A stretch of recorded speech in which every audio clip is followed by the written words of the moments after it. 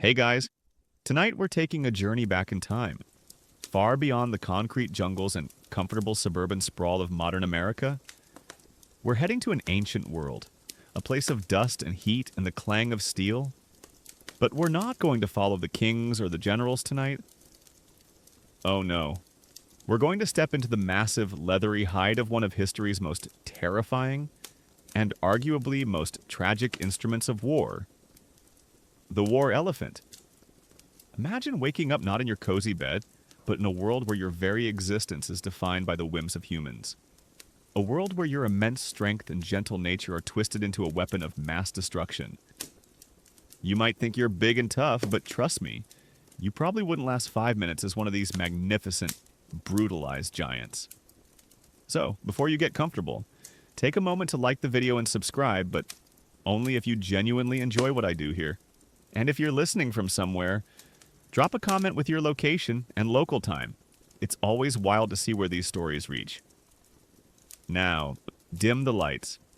Maybe turn on a fan for that soft background hum, and let's ease into tonight's journey together. You don't remember much of the lush, verdant forest. Not truly. Only fragments. Like hazy, sun-dappled dreams. The soft murmur of your mother's rumbling purr. The security of her immense shadow. The gentle nudge of her trunk guiding you through dense undergrowth. The taste of cool, clear water from a hidden spring. The sweet succulence of young leaves plucked fresh from a towering tree. You recall the playful wrestling with your siblings. Clumsy tumbles in the mud, and the deep, instinctual knowledge that you were safe, protected, a tiny, treasured part of a vast, interconnected herd. This was your early life, a brief, idyllic period of freedom and belonging, a world where your enormous size was simply a natural part of the landscape, not a terrifying advantage to be exploited. But then, the quiet shattered. It wasn't a predator you instinctively feared, no tiger's roar or lion's growl. It was something far more insidious, something that moved with cunning and purpose, something that smelled of smoke and ambition humans. The air filled with strange, sharp sounds, the crack of branches, the excited shouts of men, the sudden desperate trumpet of your mother. Panic, raw and overwhelming, surged through you. You felt the crushing weight of her flank as she pushed you instinctively, frantically, deeper into the thicket, urging you away from the danger. You heard her desperate cries, her trumpeting filled with fury and fear, as she faced down the threat. A true behemoth willing to sacrifice everything for her young. You scrambled, small tusks catching on vines, legs pumping, driven by an instinct far older than memory. The sounds of struggle grew distant, muffled by the dense foliage, but the terror was a cold knot in your belly. When silence finally fell, it was a silence that screamed. The soft, familiar rumble of your mother was gone. The reassuring presence of the herd vanished. You were alone, a frightened calf, lost in a world that had suddenly become vast and menacing. This moment, the violent separation from your mother, was the true birth of your new, brutal reality. It was the first wrenching act of a life that would be dictated entirely by others. A common historical fact is that young elephants, especially male calves, were typically captured for domestication because they were easier to train and had a longer potential service life. This capture often involved terrifying methods, like driving herds into pits or corralling them, and almost invariably resulted in the violent separation of the calf from its mother, a deeply traumatic event for a highly social and intelligent animal. Think about it waking up in a strange place, completely alone, and realizing your entire family has just vanished. That's a pretty intense way to start your Monday, isn't it? The days that followed were a blur of terror and confusion. You wandered aimlessly, calling out for a response that never came. Hunger gnawed at your belly, and fear was a constant tremor in your massive frame. Then, the humans returned. Not with the frantic energy of the initial capture, but with a deliberate, relentless pursuit. They were relentless, a persistent shadow you couldn't shake. They cornered you eventually in a sun-baked clearing, surrounding you with ropes and shouting voices. The domestication process began then. Swift and cruel. You were bound, your legs secured with thick ropes that chafed your tender skin. Panic swelled, a roaring tsunami within your chest, as you struggled against your confines. You trumpeted a high-pitched cry of distress. But there was no answer. No comforting rumble from your mother. Only the guttural commands of the humans, their voices alien and unyielding. They pulled you, dragged you, towards a world you didn't understand. A world that smelled of sweat and fear and the strange, acrid scent of their kind. You were led to a kraal, a crude enclosure of massive logs, far from the familiar embrace of the forest. Here, the true breaking began. Days blurred into weeks filled with hunger, thirst, and the constant application of physical and psychological pressure. They used sharp prods, bullhooks, and relentless shouting to force you into submission. You learned to fear the flash of their eyes, the sharp jab of the hook behind your ear, the sudden crack of a whip against your thick hide. Every instinct screamed at you to resist, to charge, to crush these tiny, tormenting creatures. But the endless pain, the constant deprivation, slowly wore you down. An obscure detail about the Fajin, or breaking of the spirit ritual, a method historically used to domesticate wild elephants, involves isolating the elephant, often a young one, and subjecting it to prolonged periods of starvation, sleep deprivation, and physical abuse. This process was designed to completely break the animal's will and instill absolute obedience, forcing them to submit out of sheer terror. It's not exactly a positive reinforcement training method. Is it more like negative reinforcement to the nth power with the side of utter trauma? You longed for the coolness of the forest, the familiar comfort of soft earth beneath your feet, the taste of fresh leaves. Instead, you were given dry hay, rough water, and the constant threat of pain.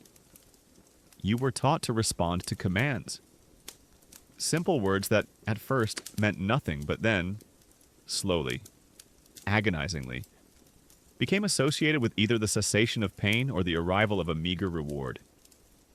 You learned stay, walk, stop, lift. Each command was a small step further away from the wild, a deeper plunge into the unnatural world of human servitude. Your first mahout appeared during this time, a young man with eyes that held a strange mixture of sternness and, occasionally, a fleeting spark of something akin to understanding. He was the one who applied the most pressure, the one who held the bullhook, but he was also the one who offered the sparse rewards, the handful of sweet fruit, the reassuring pat on your trunk. You learned to associate him with both pain and the occasional relief from it, a complex relationship born of fear and dependence. He would spend hours with you, whispering to you in a low voice, even as he jabbed you with the hook. It was a bizarre kind of intimacy, forged in the crucible of your breaking. A contentious academic debate still exists regarding the efficacy and ethics of these brutal breaking methods. Some historians and animal behaviorists argue that while effective in producing obedient war animals, the profound trauma inflicted likely led to long-term psychological damage, potentially explaining unpredictable behavior on the battlefield. Others contend that, given the technology and understanding of the era, such methods were seen as necessary for controlling such powerful beasts. And that alternative, more humane methods, were not widely known or prioritized. It's like arguing whether a really harsh boot camp actually makes better soldiers or just broken people. As you grew, your body changed. The soft, rounded curves of a calf hardened into muscle and bone. Your tusks, once small nubs, grew into formidable weapons, curving upwards, sharp and powerful. But your spirit, once free and wild, had been carefully, brutally, molded. You learned to ignore the screams of your wild brethren, to suppress the instinct to flee, to accept the heavy chains that bound you. You were no longer truly an elephant of the forest, you were an elephant of man. The training intensified. You were taught to carry heavy loads, to pull massive logs, to endure long hours under the relentless sun. You learned to distinguish the various commands, the subtle shifts in your mahout's voice, the specific pressure points of the bullhook. You were trained to respond instantly, Mayina, without hesitation. For hesitation meant swift, sharp pain. Your days were filled with endless drills, practicing the maneuvers that would one day define your existence, charging, trampling, and holding your ground against imaginary foes. The feeling of a heavy howdah being strapped to your back was another significant moment in your transformation. This wooden tower, large and cumbersome, contained soldiers, archers, and spears. It shifted and groaned with their weight, a constant pressure on your spine. You were taught to carry it, to maintain your balance even as it swayed, to ignore the strange, sharp noises from within it. Your back, once designed for carrying the occasional branch or playful sibling, was now a platform for human warfare. You began to understand, in a rudimentary, instinctual way, the purpose that humans had for you. You were a tool, a living weapon. Your immense size, your thick hide, your powerful tusks, all were assets to be harnessed, directed, and unleashed upon their enemies. It was a terrifying realization, a profound violation of your natural being. You were meant to forage, to roam, to live in harmony with the vast plains and forests. Instead, you were being shaped for destruction, groomed for chaos. This brutal reality began to settle deep within you, a grim understanding that would define every moment of your enslaved life. The world outside the kraal was a cacophony of new sights, sounds, and smells. Gone was the familiar, comforting scent of the forest floor, replaced by the sharp tang of human sweat, the acrid smell of burning wood, and the pungent odor of other beasts. You were no longer just an elephant. You were a recruit, a raw, colossal recruit in an army that had no concept of mercy for its living weapons. Your daily existence transformed into a relentless regimen of training, a brutal re-education designed to strip away every last vestige of your wild nature and replace it with blind, unquestioning obedience. Your mahout, the young man who held the bullhook, was your constant shadow. He was your tormentor and, paradoxically, your sole point of contact in this new, terrifying existence. His name. You learned through the constant repetition of his commands, was Arjun. He spent countless hours with you, his voice a low drone, sometimes cajoling, often barking orders, always backed by the sharp prick of the bullhook behind your ear or the sting of a lash across your thick hide. He taught you the specialized language of war elephants, specific trumpets, low rumbles, and subtle shifts of weight that communicated commands beyond simple words. The training ground was a dusty, sun-baked expanse, surrounded by the makeshift tents and bustling activity of the military camp. Other elephants, already broken and submissive, moved with a terrifying grace, their bodies scarred, their eyes holding a distant, haunted look you now recognized in your own. You watched them, learning through observation, a chilling preview of your own grim future. These were your colleagues, your fellow instruments of destruction, each one a testament to the brutal efficacy of human will. A common historical fact is that the training of war elephants began when they were quite young, often calves and could last for several years. This extensive training was necessary because, unlike horses, elephants are not naturally inclined to charge into battle or tolerate the chaos of warfare. They had to be meticulously conditioned to overcome their natural instincts of fear or flight. So, if you think your job training was intense, imagine learning to willingly run into a hail of spears while carrying a wooden fortress on your back. That's next-level dedication, or rather terror-induced compliance. Your days were a relentless cycle of drills. You were taught to charge, not at a wild beast or a rival bull, but at wooden effigies, then at straw dummies, and eventually, at lines of mock soldiers who would scatter at your approach. You learned to use your massive tusks, sometimes tipped with deadly bronze or iron blades. To gore and tear, you learned to lift your massive feet, bringing them down with crushing force, trampling anything in your path. The sheer destructive power of your body was constantly emphasized, directed, refined. Arjun would ride atop your neck, his legs tucked behind your ears, guiding you with the subtle pressure of his feet and the sharp commands of his voice. He taught you to ignore the shouts, the clanging of metal, the sudden bursts of noise. He would light small fires near you, throw loud objects, simulating the cacophony of battle, slowly desensitizing you to the chaos that would one day surround you. Your ears, so sensitive to the slightest rustle in the jungle, were now forced to endure the unbearable din of human conflict. An obscure detail about the training of war elephants involves teaching them to navigate specific battlefield obstacles. This included training them to push down wooden palisades, to step over ditches without stumbling, and even to cross shallow rivers. Some were even trained to lift and throw heavy objects, like boulders or siege equipment, to clear paths or attack fortifications. It's like learning parkour, but your parkour involves tearing down medieval walls and throwing really big rocks. The weight of the howdah, the wooden tower strapped to your back, became a familiar, almost constant presence. At first, it was just the empty frame. Then it was loaded with sandbags, and finally, with armed men. You learned to ignore the shifting weight, the subtle movements of the archers and spearmen perched precariously above you. Their presence became an extension of your own, a part of the monstrous whole you were becoming. You were not just a beast, you were a living platform of death, carrying an arsenal of human destruction. Your diet, while regular, was designed for strength and endurance, not comfort. Large quantities of coarse grains, bundles of dry hay, and sometimes, if you were lucky, a few dried fruits. The mahouts kept a close eye on your physical condition, for your health was paramount to their success. A sick or weak elephant was useless. A liability? You were valued not for your life, but for your utility. It's like being a high-performance sports car, but you only get low-grade fuel and no one ever asks how you're feeling.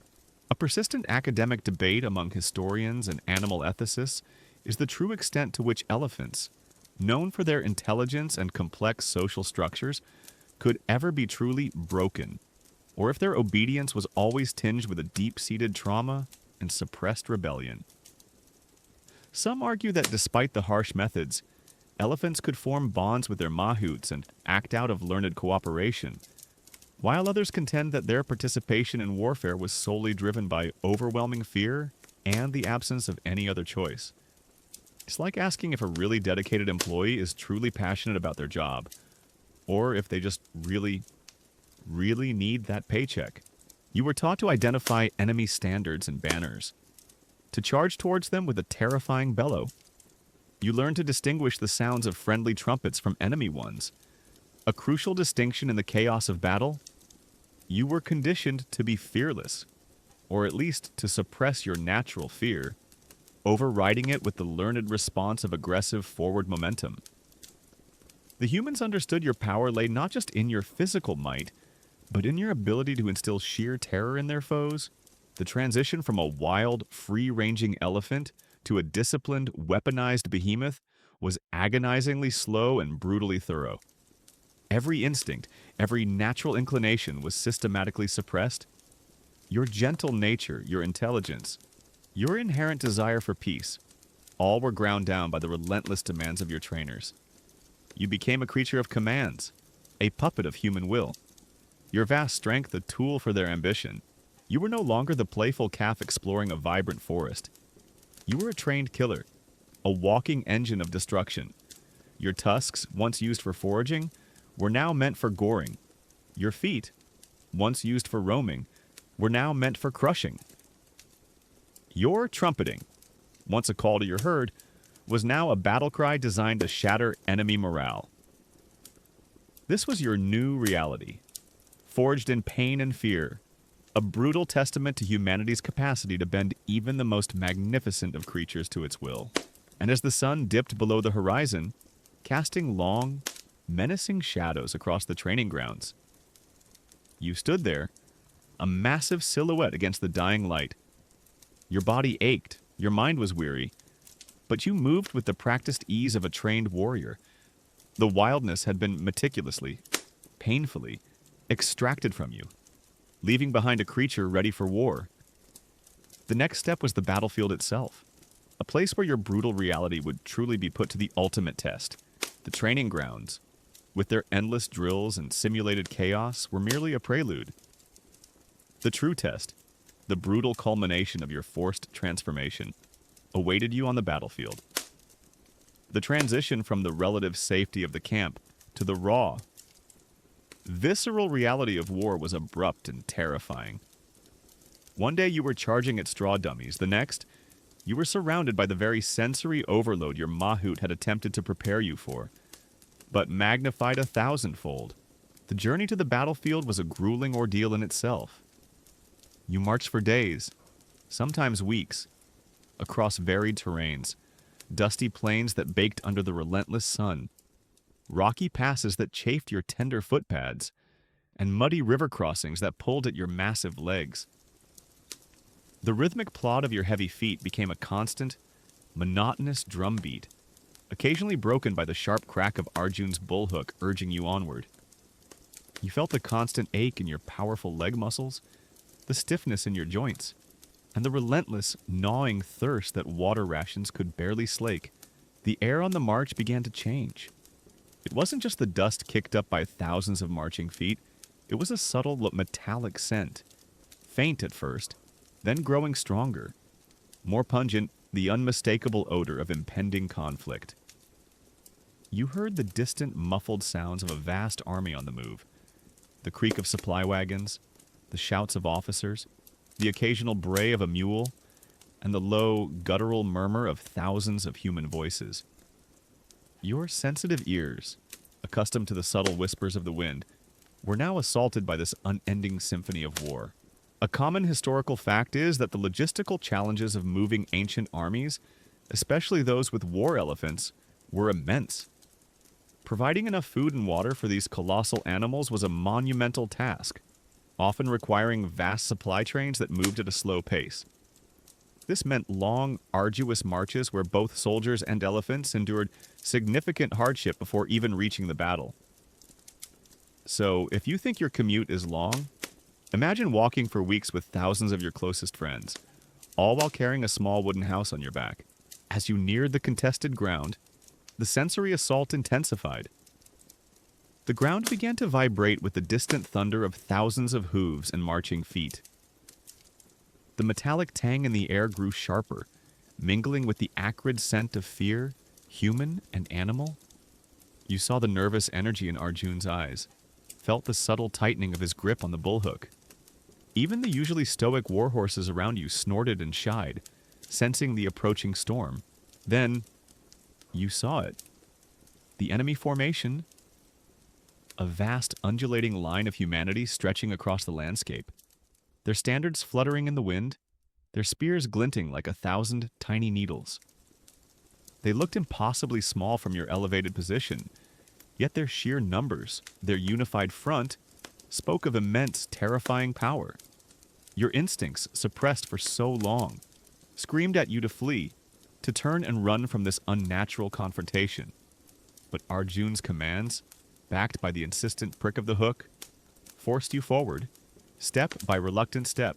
An obscure detail from ancient warfare is that sometimes, before a major battle, both sides would attempt to gain psychological advantage by parading their war elephants or other formidable units, hoping to intimidate the enemy. This often involved loud trumpeting, elaborate displays of armor, and even mock charges, all designed to instill fear and weaken morale before the first arrow was even fired. It's like a really aggressive pregame show, but instead of halftime snacks, you're hoping the other team just quits on the spot. You watch the battle unfold before you, a horrifying tableau of human carnage. Lines of infantry clashed, their shields meeting with a dull thud, the air filled with the cries of men and the clang of steel. Arrows whizzed past your ears, sounding like angry insects, some burying themselves with sickening thuds into the ground, or worse, into the bodies of horses and men around you. You saw men fall, their lifeblood staining the dusty earth, their screams abruptly cut short. It was a chaotic, bloody maelstrom, and you were rapidly being drawn into its terrifying vortex. Arjun kept you on a tight rein, guiding you through the chaos, preventing you from panicking. Your Mahout's life depended on your obedience, and yours, in turn, depended on his skill. You felt the shifting weight of the archers and spearmen in your howdah, heard their grunts of effort as they loosed arrows and thrust weapons. You were a living fortress, a mobile platform for their deadly work, a shield against the incoming hail of projectiles. A powerful academic debate revolves around the psychological impact of war elephants on the battlefield, not just on the enemy, but on the elephants themselves. Did the sheer terror they inflicted lead to a more rapid rout? Or did the sight of their unstoppable power sometimes harden enemy resolve? Furthermore, Hoxiamu, what was the long-term mental toll on these highly intelligent animals, forced to witness and participate in such extreme violence? Some historians argue their primary function was psychological warfare, while others focus on their physical ability to break formations, suggesting their terror was a secondary effect. It's like trying to figure out if a scary movie is popular because it genuinely terrifies people, or just because it's a good story. The sounds became overwhelming. The thunder of hooves, the shouts of men, the clash of swords, the screams of the wounded, it all merged into a deafening roar that vibrated through your entire body. Your instincts were screaming for you to flee, to escape this madness. But the relentless pressure of Arjun's bullhook, the constant commands, kept you moving forward. A massive, unwilling participant in the human-made hell. You saw your fellow elephants, huge gray forms lumbering through the chaos, their tusks stained red, their howdahs bristling with weapons. They were like monstrous, moving islands of death, carving paths of destruction through the enemy ranks. You felt a grim camaraderie with them, a shared sense of horror and purpose. You were all trapped in this brutal dance, forced to unleash your destructive power at the whim of your human masters. The smell of death grew sickeningly strong, the metallic tang of blood, the sweet, cloying odor of spilled entrails, the acrid scent of fear and sweat. It clung to your nostrils, a constant, vile reminder of the carnage unfolding around you. You learned to ignore it, to suppress your natural aversion to such horrific sights and smells.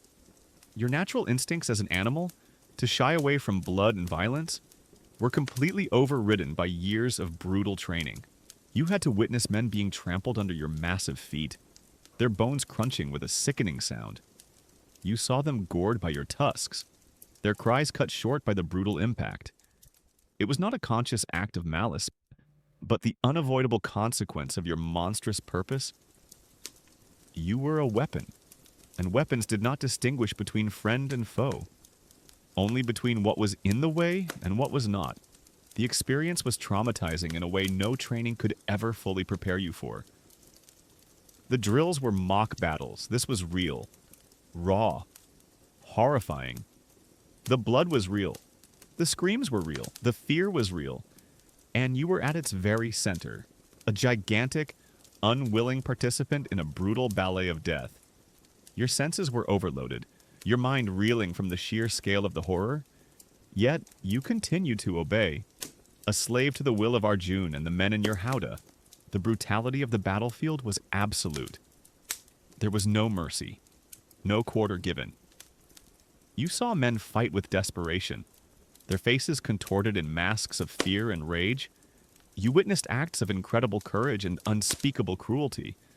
And you, a creature of the wild, a being designed for peace and foraging, were forced to be a part of it all. An instrument in the systematic slaughter of intelligent life. It's like being forced to smash your precious antique vase over and over again. But the vase is actually a person, and you're surrounded by thousands of other people doing the same. As the sun began to set, casting long, bloody shadows across the devastated field, the sounds of battle slowly subsided, replaced by the mournful cries of the wounded and the distant groans of the dying. You stood amidst the carnage, your body trembling, your mind numb. Your hide was stained with mud and blood, your tusks dulled by the grim work. You were still alive, but a part of you, the wild, free part, had surely died on this battlefield, crushed under the weight of human war. The overwhelming sense of relief that the fighting had stopped mingled with a profound exhaustion, both physical and spiritual. You were a survivor. But at what cost? The raw, visceral horror of the battlefield, the deafening clamor of clashing steel and screaming men, faded into a terrifying echo as you emerged, battered and weary, from the fray. Yet the ordeal was far from over. For you, the war elephant, the aftermath of a battle was not a time for rest, but for a new, equally brutal phase of your existence, the relentless pursuit and consolidation. Your purpose shifted from direct combat to being a relentless instrument of post-battle devastation. Your mahout, Arjun, his face grim and dust-streaked, urged you forward, your massive body, aching from exertion and bruised from countless impacts, moved with a heavy, plodding rhythm. The sounds of battle had lessened, replaced by the mournful cries of the wounded and the chilling silence of the dead. But now, new sounds emerged, the desperate shouts of fleeing enemies, the triumphant yells of your own side, and the terrifying crackle of flames as victory was pressed home. You were no longer directly engaging organized ranks. Instead, you were an engine of chase and terror. Your immense bulk was used to break through the scattered remnants of the enemy, trampling those too slow or too wounded to escape. You saw faces contorted in sheer panic as your shadow fell upon them, their desperate attempts to evade your crushing feet often futile. It was a merciless, relentless task, a grim extension of the battle itself, ensuring no enemy soldier could regroup or pose a future threat. You were literally cleaning up the battlefield, but instead of a broom, you were using your entire body to make sure nothing moved anymore. A common historical fact is that war elephants were often used in the pursuit phase of battles due to their speed over rough terrain and their ability to instill overwhelming terror in a fleeing enemy. Their sheer size made them effective at breaking through scattered groups of soldiers or even crushing makeshift barricades, ensuring a decisive rout. So, if you've ever felt like you're being chased by an unstoppable force, imagine that force is a several-ton elephant with sharp tusks. Yeah, suddenly that email from your boss doesn't seem so bad. The landscape around you was a scene of utter devastation. Bodies lay strewn across the fields, some motionless, others writhing in agony, broken weapons, discarded shields, and the silent, crumpled forms of fallen horses littered the ground. The air, already thick with the smell of blood and dust, now had a new, horrifying addition: the acrid scent of smoke from burning encampments and villages. You were a living part of this landscape of destruction, your every step contributing to the overwhelming sense of ruin. An obscure detail about the immediate aftermath of battles involving elephants is that these mighty animals were sometimes used to haul away captured enemy siege engines or heavy weaponry, or even to drag the bodies of important fallen commanders for display. Their immense strength made them invaluable for tasks that human or horse labor couldn't easily manage, turning them into the ultimate battlefield recovery vehicles, albeit for grim purposes. It's like being the world's strongest tow truck, except your cargo is either a massive trebuchet or, well, let's just say, organic material. Your sensitive trunk, normally so adept at delicately plucking a leaf or gently caressing your mahout, was now a tool for rooting through the debris of war. You might be instructed to push over a tent, to clear a path through a chaotic cluster of fleeing men, or to help dismantle a makeshift enemy camp. The instincts that once guided you to forage for food were now perverted into an instrument for systematic demolition. A long-standing academic debate surrounds the psychological impact of participating in such post-battle cleanup and pursuit on war elephants. Did the continued exposure to carnage, beyond the initial combat, further traumatize these intelligent animals, leading to increased unpredictability or aggression even after the war? Or did the repetitive nature of the tasks, however brutal, simply reinforce their training, dulling their natural instincts over time? Some historians argue for profound long-term psychological damage, while others suggest a form of learned helplessness that allowed them to continue functioning. It's like wondering if an actor who plays a serial killer eventually starts feeling really weird about it, or if it just becomes another day at the office. The hours after a major victory were often just as exhausting as the battle itself. You continue to move, following Arjun's commands, your muscles screaming in protest. The weight of the howdah, though now perhaps lighter with fewer soldiers, still pressed down on your spine. You were often kept without sufficient rest or water, driven by the relentless momentum of a victorious army pressing its advantage. Your body, already pushed to its limits, was forced to endure even more. The night often brought no reprieve. Even as the sounds of pursuit eventually died down, replaced by the chilling quiet of a devastated landscape, you might be put to work, hauling fallen timbers, dragging the immense forms of dead horses from the path, or even standing guard, an imposing silhouette against the moonlit wreckage. Sleep, when it came, was fitful, haunted by the images of the day, the cries of the dying, the terrified faces of those you had pursued. The very smell of fear and death permeated your thick hide, clinging to your nostrils even in sleep. It was a constant companion, a grim perfume that would forever be associated with the battles you endured. You tried to shake it off, to push it away with a spray of dust from your trunk. But it was omnipresent, a silent testament to the horrors you had witnessed and inflicted. It's like when you've worked a really grimy job all day, and no matter how much you wash, you can still feel the grime under your skin. The consolidation of victory also meant the collection of spoils. While you weren't directly involved in looting, you often carried the heavy burdens of it. Crates of captured supplies, chests of treasure, and even chained prisoners might be lashed to your flanks. Adding to the already immense load you carried, you were a beast of burden in the most brutal sense. An unthinking engine for the collection and transportation of the spoils of human conflict. This grim aftermath, the quiet horror of a world utterly broken by war, was perhaps even more chilling than the chaotic fury of the battle itself. In the heat of combat, there was a primal urgency, a focus on survival.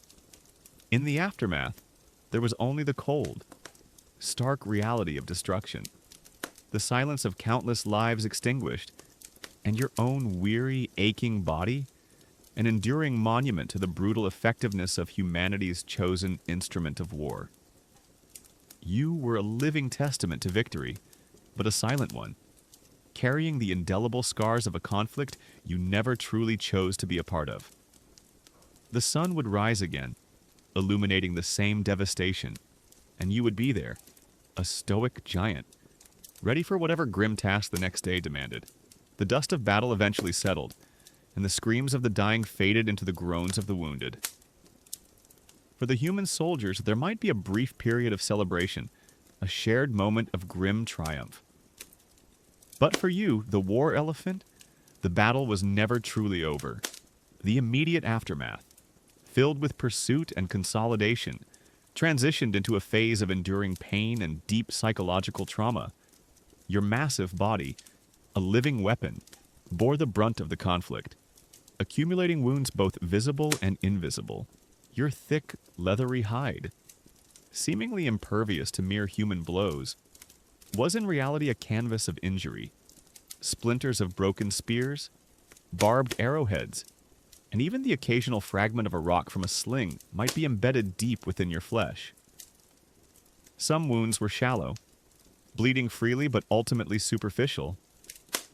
Others, however, were deep, festering punctures that oozed pus and bled sluggishly, becoming hot, angry craters on your skin.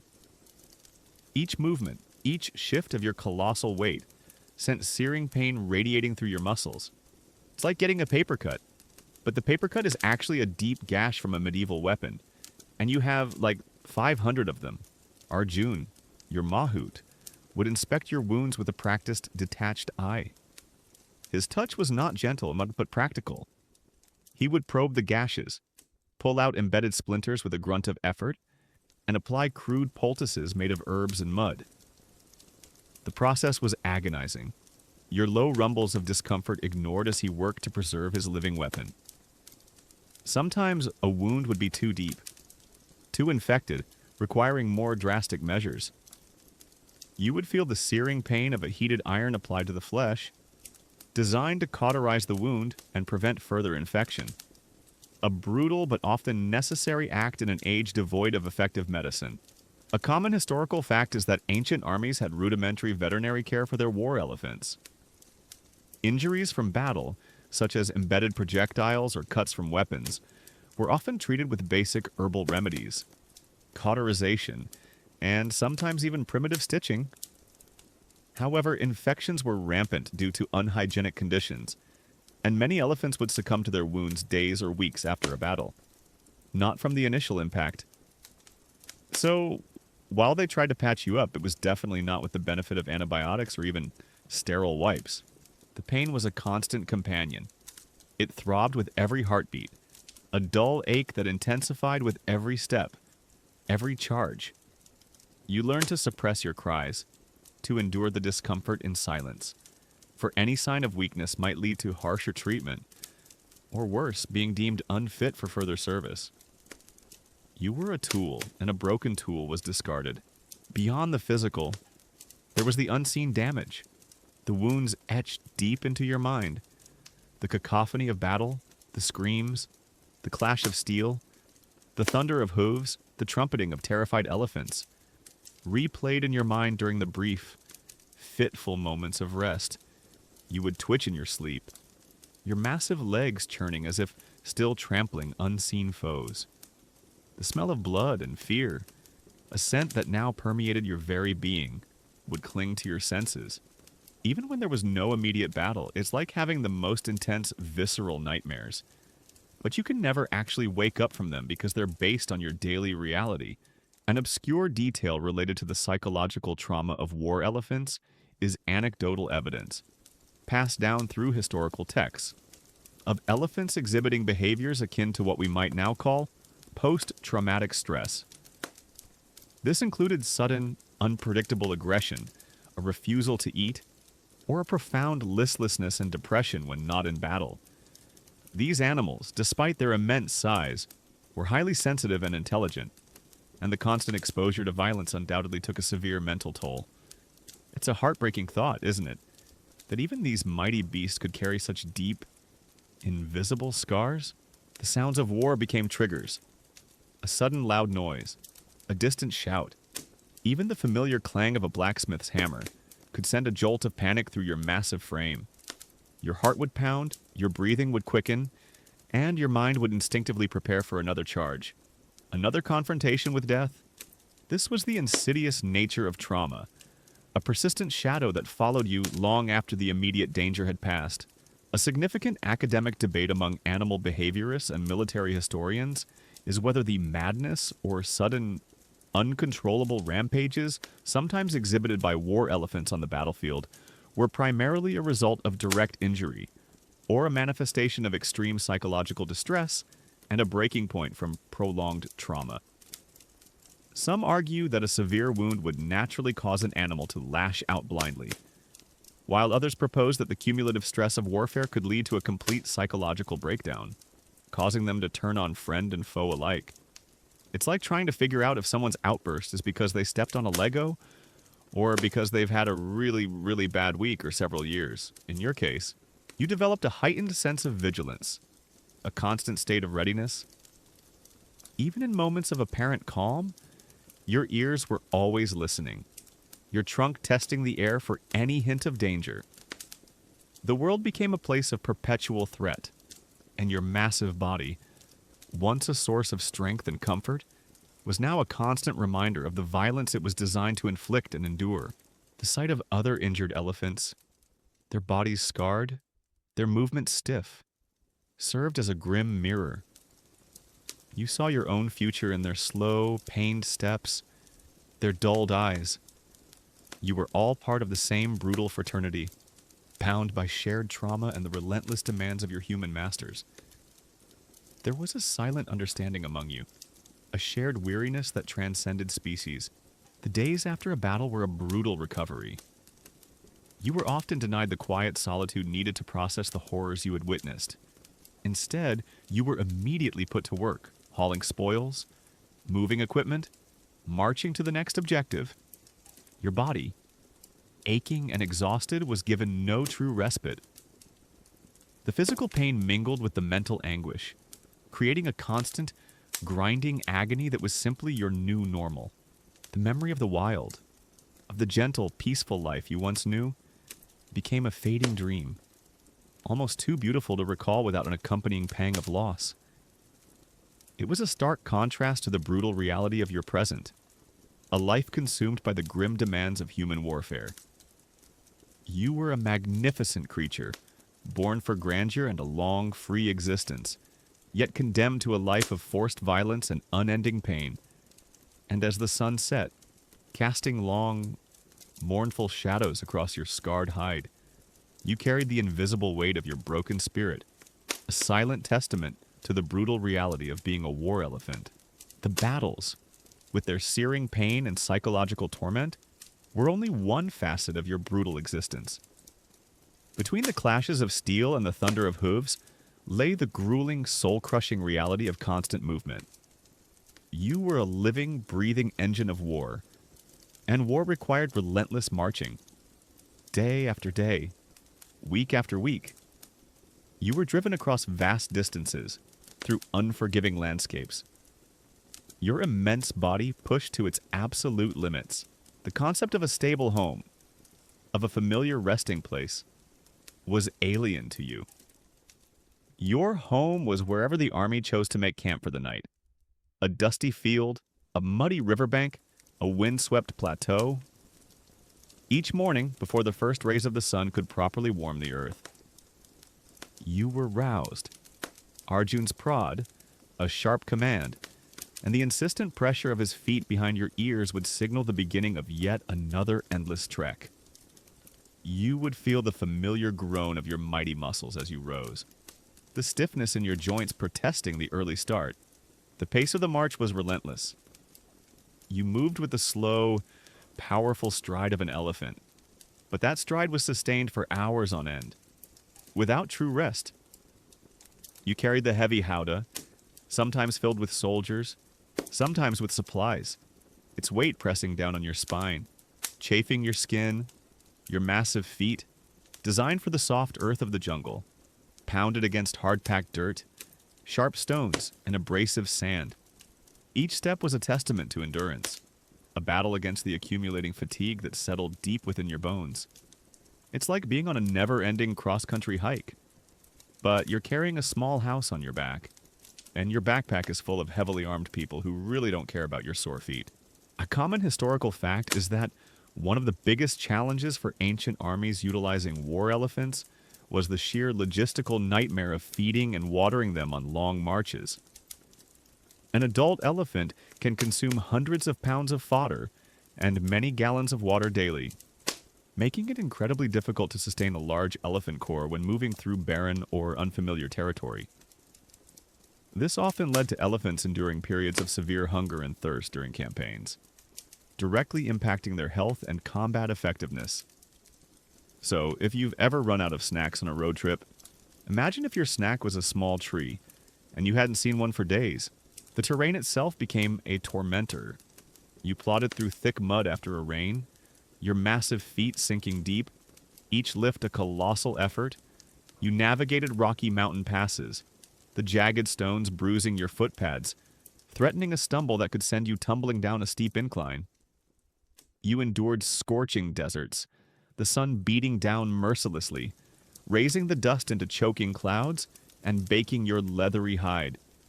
And you waded through rivers, the current pulling at your legs, the water chilling your belly, always with the fear of unseen obstacles or swift currents. An obscure detail about elephants on long marches is their incredible memory for water sources.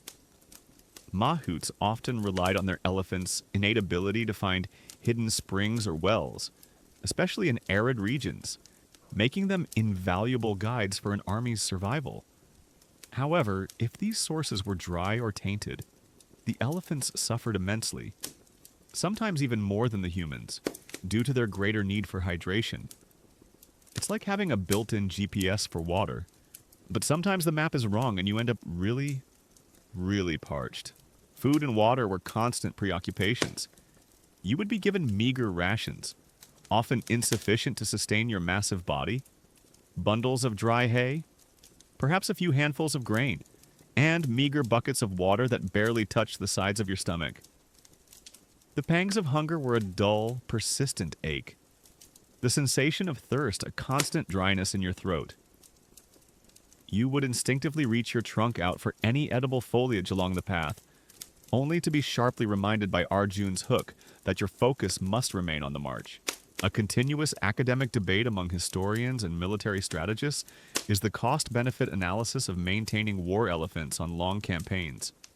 Was their psychological impact and brute force in battle worth the enormous logistical burden and the high attrition rates from disease, injury, and starvation during marches? Some scholars argue their strategic value outweighed the difficulties, particularly for shock tactics.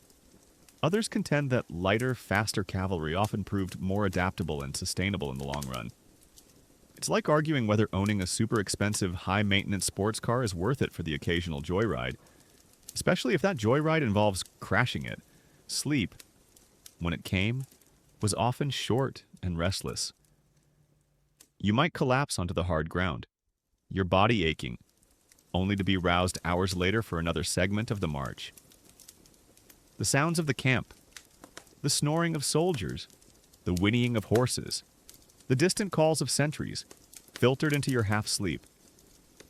There was no true tranquility, no deep, restorative slumber, just brief periods of unconsciousness before the next grueling push. The monotony was soul-crushing. One foot in front of the other, day after day. The horizon always receding, the landscapes blurred into a repetitive sequence of dust, rock, and sparse vegetation. Your mind, once capable of complex thought and social interaction, became focused on the raw, primal urge to simply keep moving. To survive the next mile, the next hour, you were a living machine, fueled by exhaustion and driven by the will of your mahout. You witnessed the toll the march took on others as well. Horses stumbled and fell, their riders cursing, sometimes leaving them to die by the roadside. Soldiers, their faces drawn and gaunt, limped along, their spirits broken by the relentless pace. You, however, were expected to be unyielding, a symbol of the army's formidable endurance. Your immense size was not just for battle, it was for carrying the very will of the empire across vast, indifferent lands. The weight of the sun was a constant oppressive force. It beat down on your exposed back, baking your hide, making the very air shimmer with heat. In contrast, sudden cold snaps could bring a different kind of misery. The biting wind cutting through your thick skin, making your muscles stiffen and ache. You were exposed to the full, unbridled fury of the elements, with no shelter beyond the shifting shadow of the army itself. And always, there was the threat of starvation, not just your own, but the collective hunger of the army. When supplies ran low, when foraging proved difficult, the elephants were often the first to suffer severe rationing.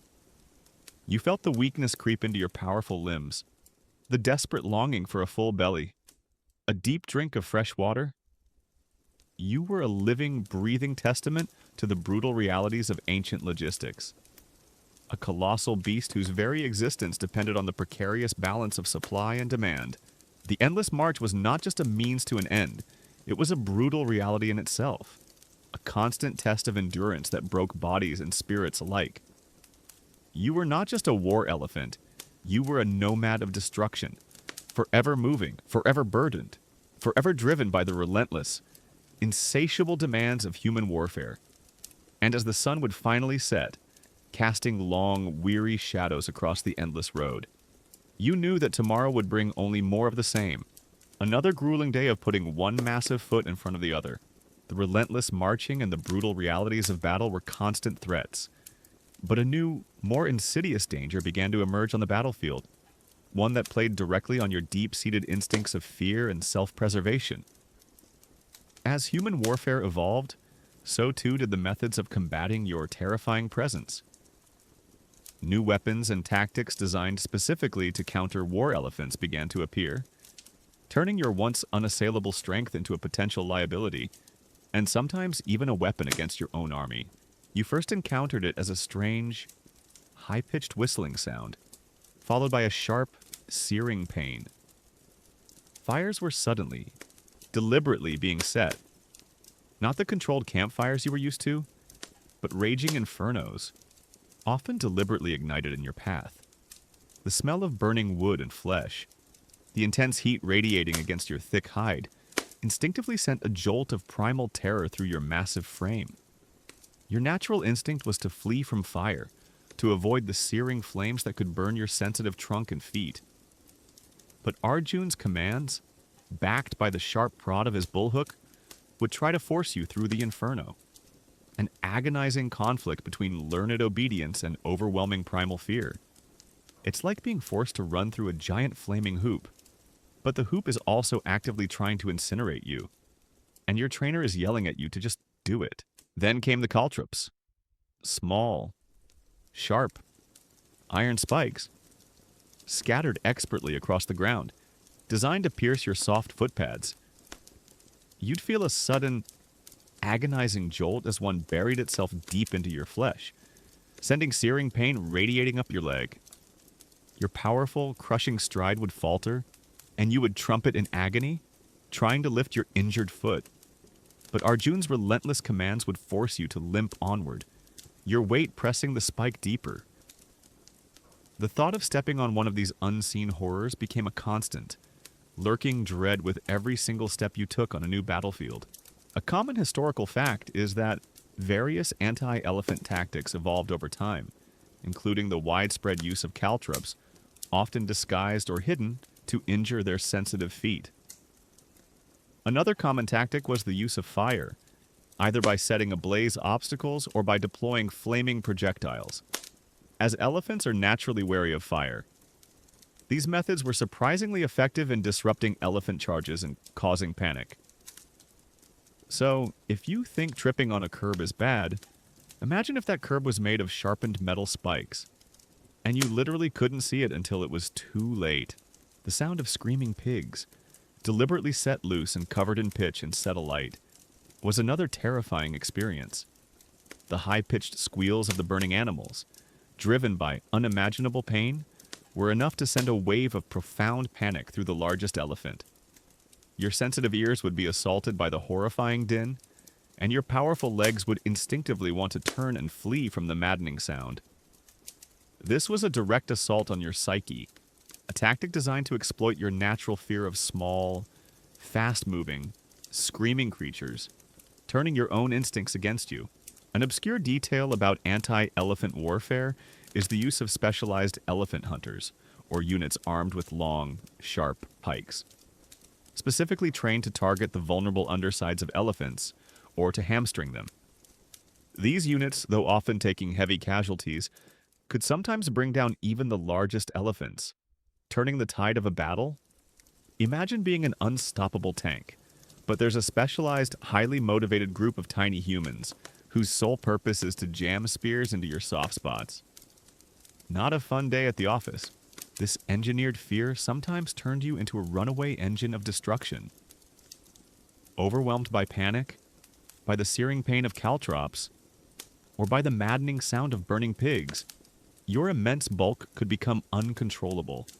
Your training, so meticulously instilled, could be momentarily overridden by primal terror. You might turn and bolt, trampling not just enemy soldiers, but your own comrades, your own infantry, in a blind, desperate flight for survival. The howdah would sway wildly, its occupants clinging on for dear life, as you became a colossal, unpredictable force of nature, sowing chaos among both friend and foe alike. A significant academic debate among military historians is the inherent unreliability of war elephants due to their susceptibility to panic. Despite extensive training, while incredibly powerful, their natural instincts could sometimes override human control, leading to friendly fire incidents where panicking elephants trampled their own troops. Some scholars argue that this inherent unpredictability made them a double-edged sword, limiting their overall strategic value. Others contend that the psychological impact they delivered, even if occasionally unpredictable, outweighed these risks. It's like having a super powerful, sentient tank that occasionally decides it really hates its own side. Definitely a design flaw. The Mahout's desperate attempts to regain control were agonizing.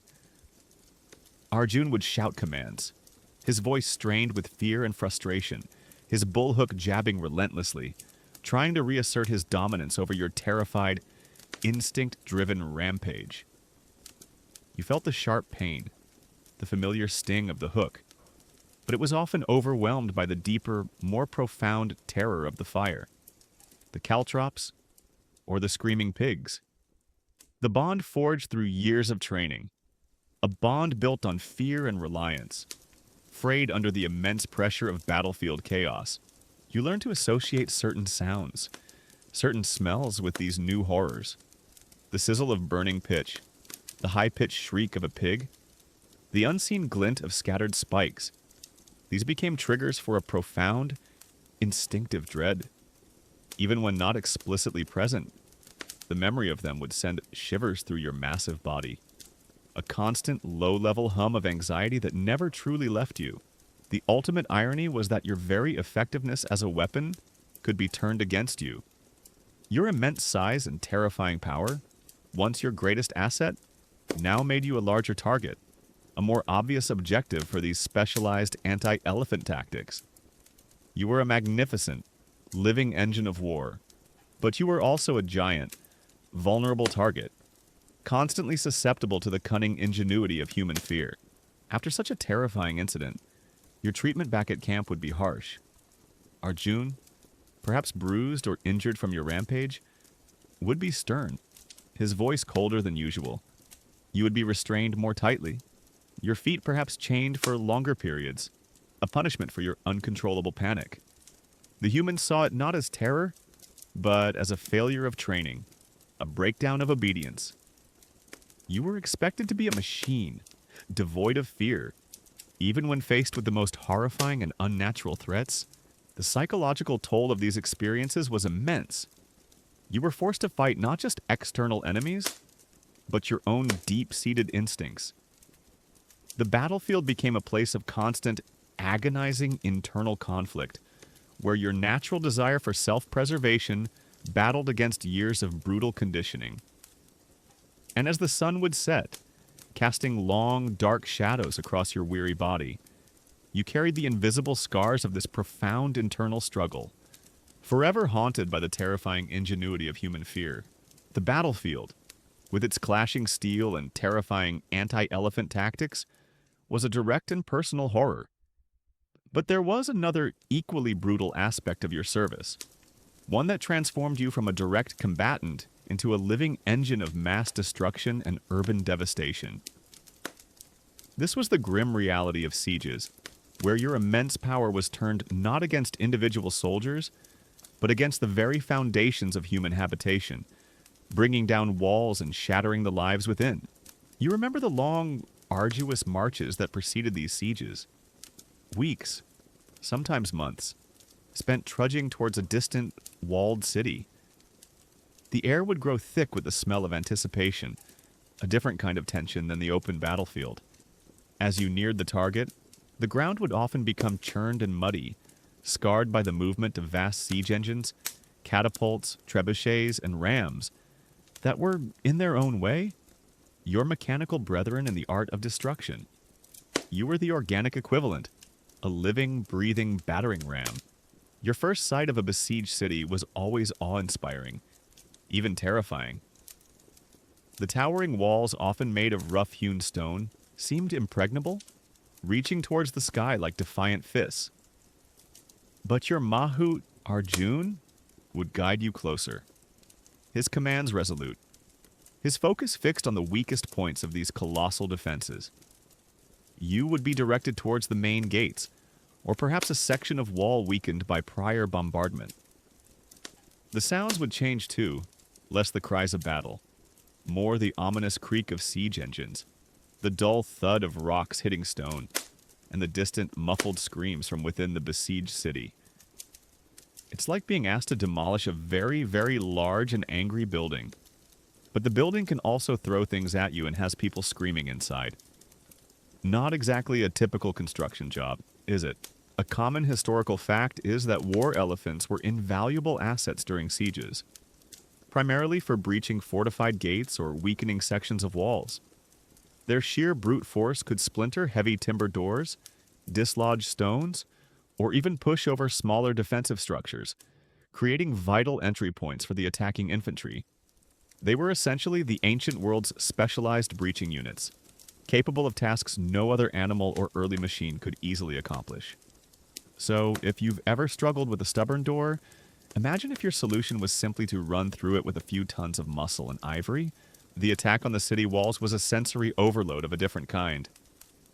You would feel the tremors in the earth as siege engines hurled massive projectiles.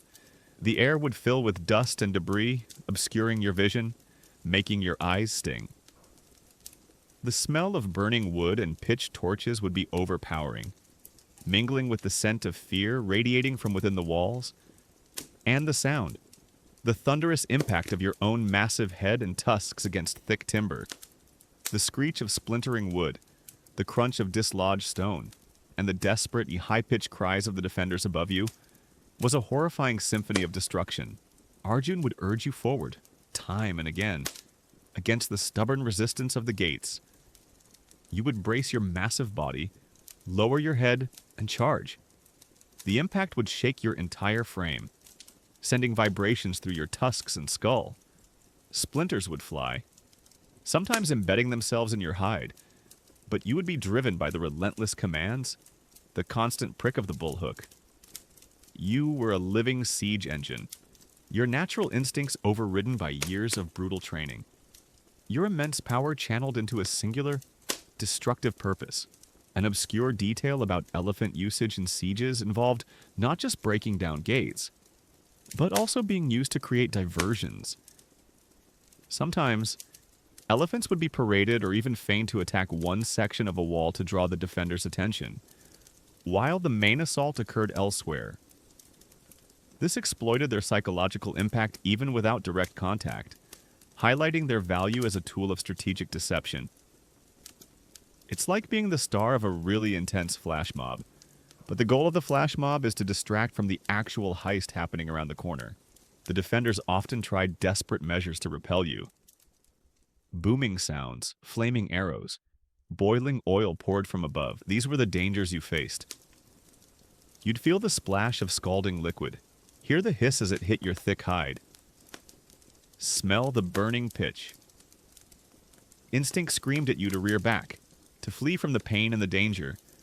But Arjun's commands, harsh and unyielding, kept you pressed against the gates, a living, breathing blockade. You were a target, a massive, slow-moving one, and you bore the full brunt of their desperation. A significant academic debate among military historians centers on the overall effectiveness versus the immense cost and risk of using elephants in sieges. While undeniably powerful for breaching, their vulnerability to concentrated fire, traps, and defensive measures could lead to significant losses. Was their psychological impact on defenders worth the investment and potential for them to panic or be killed? Becoming obstacles themselves. Some scholars argue that their use was often more symbolic than practical, while others point to specific instances where they decisively broke stalemates. It's like arguing whether buying a super expensive, custom-built, but very temperamental piece of equipment for one specific task is truly a smart long-term investment. Once the gates were breached, or a section of the wall crumbled, your role shifted again. You were no longer just a battering ram. You became an instrument of urban warfare. You would be driven into the narrow, winding streets of the city, your massive body crushing everything in its path. Houses, stalls, barricades. They offered no resistance to your overwhelming mass. You were a living bulldozer, clearing paths, spreading terror, and turning the familiar urban landscape into a chaotic, flattened ruin. And the screams from within the city were different now. Not the shouts of soldiers, but the cries of civilians. of women and children caught in the terrifying path of your advance. You heard their desperate pleas, saw their fleeting, terror-stricken faces as they scrambled to escape your crushing feet. Your immense power was unleashed indiscriminately, bringing chaos and death to those who had no part in the war. It was a harrowing transformation, turning you into an unwitting participant in a massacre, an instrument of wholesale destruction. The smell of burning buildings and human panic filled the air, thick and nauseating. The ground beneath your feet became treacherous, littered with debris, shattered possessions, and, chillingly, the bodies of those caught in your path. You moved through this horrifying tableau, a silent, unwilling agent of destruction, your massive body oblivious to the individual tragedies unfolding beneath you. The experience of a city falling was one of profound sensory overload, a relentless assault on your being. The constant noise, the suffocating smoke, the pervasive smell of fear and death, and the unending visual parade of destruction. It was a nightmare in broad daylight, and you were at its very heart, a monstrous tool of human ambition. Your powerful body, designed for the vastness of the wild, was now confined to the narrow, suffocating streets, bringing ruin with every step. As the sun would finally set, casting long, bloody shadows across the devastated city, you would stand amidst the ruins, your body aching, your spirit weary. The shouts of victory from your human masters would echo through the crumbling streets. A stark contrast to the mournful silence that had descended upon the once bustling city. You were a testament to their power, a symbol of their triumph, but you were also a silent witness to unimaginable destruction, a living scar on the face of a brutalized landscape. The horrors of siege warfare were etched into your very being, a permanent reminder of your role as a truly brutal reality of war. The echoes of battle, the cries of the wounded, and the crushing of city walls eventually faded. But the war itself, for you, rarely ended abruptly. There was no clear cutoff, no moment of immediate peace. Instead, the aftermath of a campaign often meant a slow, grueling transition, leaving you, the war elephant, to grapple with an uncertain future, or even worse, to face the grim reality of being discarded when your usefulness waned. The initial period after a major conflict was often fraught with continued hardship. You might be pressed into service for post-war duties, hauling away the dead, clearing rubble from besieged cities, or transporting vast quantities of spoils and supplies back to the victorious army's base. Your immense strength, once wielded for destruction, was now a beast of burden for reconstruction and resupply. Your body, already weary from battle, was given little true rest, simply a different kind of relentless toil. It's like finishing a massive, stressful project at work, only to immediately be assigned to a new, equally demanding project that involves cleaning up the previous one's mess, but with no break and fewer snacks. Your wounds, both visible and invisible, continue to ache. The deep gashes, the embedded arrowheads, the constant throbbing of old injuries, these were your persistent companions. Arjun, your mahout, would still tend to them, but perhaps with less urgency now that the immediate threat of battle had passed. The threat of infection remained. However, a silent killer in the unsanitary conditions of the camp, even after the fighting had stopped. A common historical fact is that attrition rates for war elephants were incredibly high, not just from direct combat, but from the rigors of campaigns, including disease, starvation, and untreated injuries sustained during marches or battles. Many elephants that survived a major conflict would succumb to these secondary factors in the weeks or months that followed, highlighting the immense physical toll of their service. So, if you think getting a flu shot is a hassle, imagine if every scratch you got had the potential to be a life-ending infection, and your only medicine was some dried herbs. As the army settled into peacetime, your purpose became increasingly ambiguous. You were too valuable to simply release back into the wild. Your training was too extensive, your potential for damage too great. Yet maintaining such a massive creature, with its enormous appetite and specific needs, was a considerable expense. You might be kept in large military stables, alongside other war elephants, enduring a new kind of confinement. Your days would be filled with monotonous exercises, parades, or perhaps ceremonial duties for the Lord, showcasing his power in times of peace. An obscure detail about the post-war life of elephants is that some were retrained for peaceful, but still arduous, labor. This could include logging, heavy hauling for construction projects, or even serving as royal beasts of burden for dignitaries. While less violent than warfare, these tasks still involved immense physical exertion and continued the elephant's life of servitude, far removed from their natural existence. It's like being a highly decorated special forces operative, and then your retirement job is just moving furniture for a living. The psychological scars of war remained. The sudden clanging of metal, a loud shout, even the familiar scent of wood smoke could trigger a surge of panic, sending you back to the chaos of the battlefield. You might become unpredictable, exhibiting sudden bursts of aggression or deep bouts of listlessness. Arjun would watch you closely, ever vigilant for these signs, knowing that a traumatized elephant was a dangerous one. Even in peacetime, a significant academic debate among animal behaviorists concerns the long-term psychological and physiological effects of extreme stress and trauma on large, intelligent animals like elephants, particularly those subjected to the conditions of ancient warfare. Could they ever truly recover from such an experience? Or were they perpetually damaged, carrying a form of chronic PTSD? Some scholars argue for remarkable resilience, while others emphasize the profound and often irreversible impact of such unnatural cruelty, suggesting a lifetime of suffering. It's like wondering if a veteran who's seen too much can ever truly leave the war behind. Even when they're physically home, the fate that awaited you is rarely a kind one.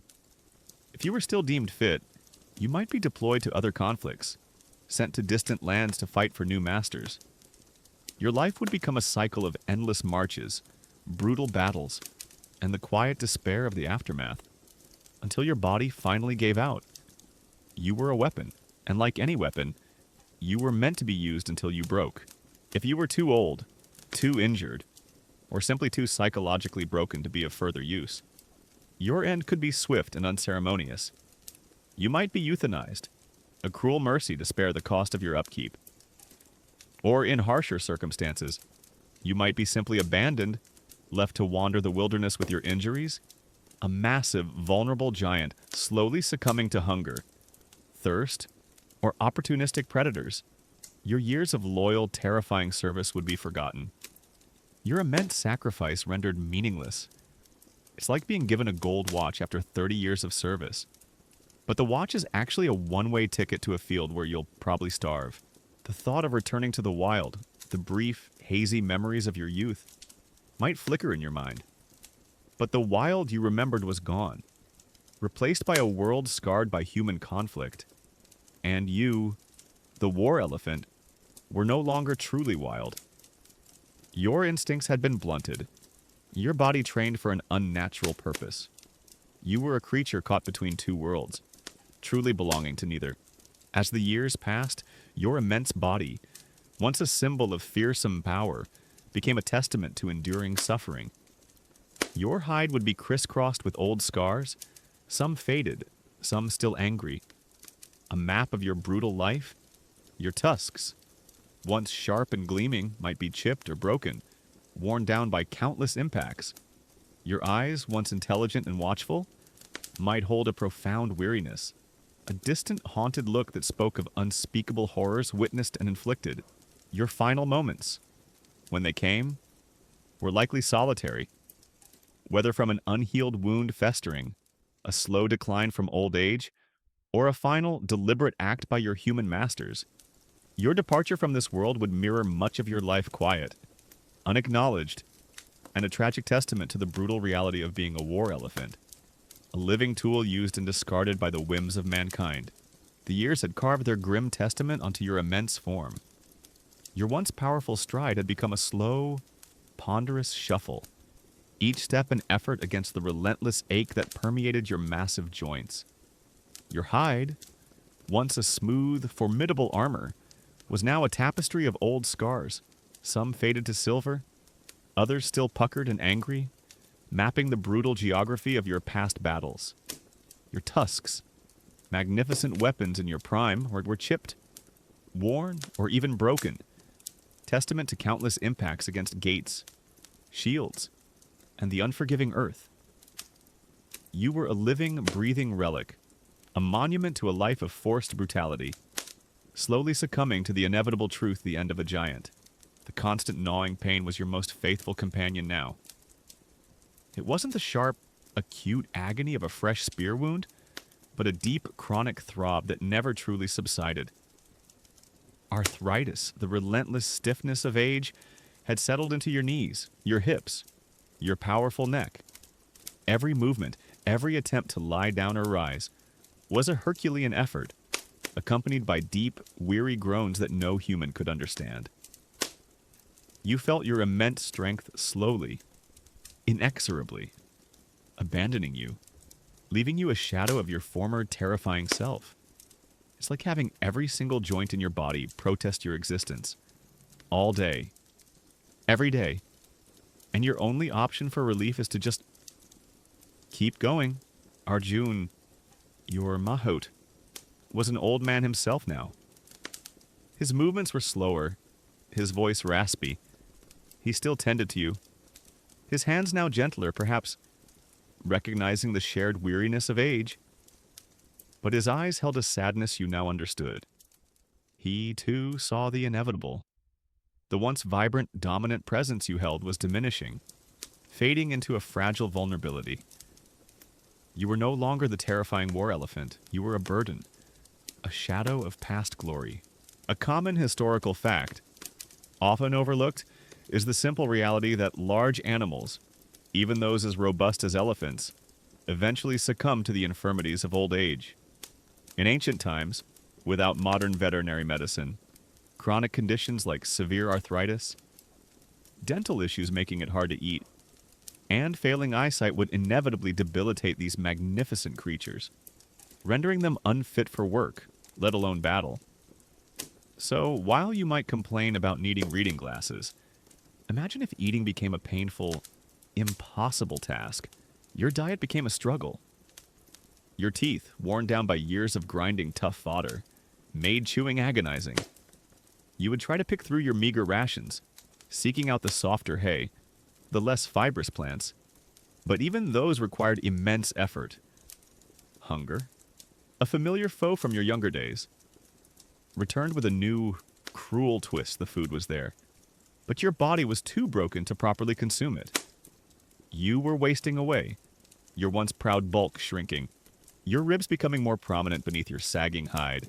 An obscure detail about the care of aging elephants in ancient times is that if they were deemed too old or ill for further service, but too valuable to simply be abandoned or killed immediately, they might be sent to special elephant reserves or temples where they could live out their final days in relative peace. However, this was a luxury afforded to only a very small number of elephants, usually those belonging to royalty or high-ranking generals, highlighting the expendable nature of most war elephants. It's like a special retirement home for veterans, but it's only for the top 1% of the top 1%.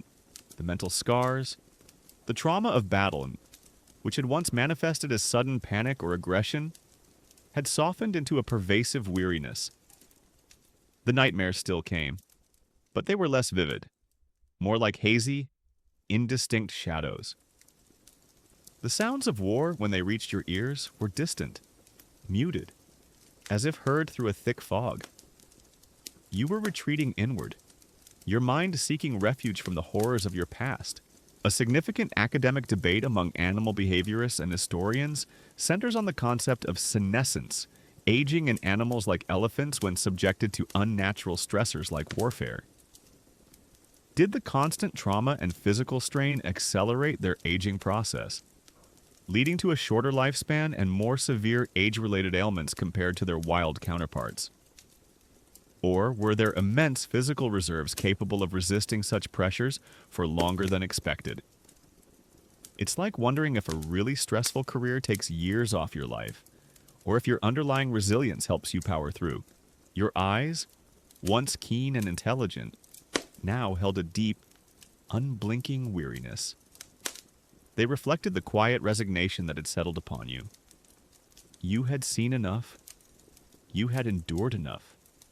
The immense weight of your life, the accumulated burden of countless battles, endless marches, and profound loneliness was simply becoming too much to bear. The final days, or weeks, were a slow fade. You spent more and more time lying down, your enormous body a vast, still mass on the dusty ground.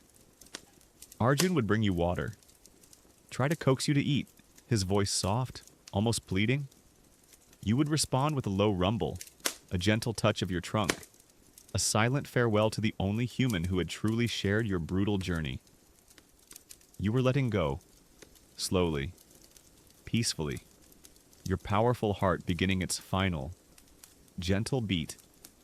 The sounds of the camp, the distant murmur of human voices, the familiar smells of sweat and earth. They all became distant, fading into the background. You were slipping away, returning to the vast, quiet wilderness that was your true home, a wilderness of memory and longing. Your breath became shallower, your body growing cold. The last thing you might have felt was the warmth of the sun on your hide, or perhaps the gentle, familiar touch of Arjun's hand on your trunk. The great war elephant, the living engine of destruction, the symbol of terror, finally found its peace. Not on a glorious battlefield, not in a triumphant procession, but quietly, humbly, succumbing to the relentless march of time and the profound toll of a life spent as a brutal reality of war.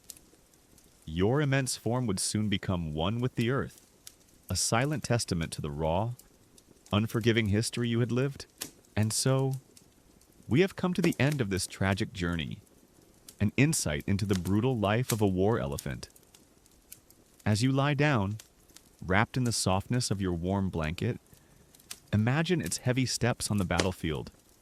Feel the pain of its wounds that never heal, and listen to the screams of its tortured soul and its mind. It never had a real home, never had a moment of peace that was completely its own, just a living instrument in a cruel world of humans. Now, the images of war, of battles filled with smoke and screams, will fade from your mind. Let the majesty of this creature and the sadness of its fate sink quietly into your dreams. Breathe deeply. Feel the silence that surrounds you, and let thoughts of a life filled with suffering fall away. You are safe. You are protected. Let yourself fall into a deep and peaceful sleep, undisturbed by echoes of the past.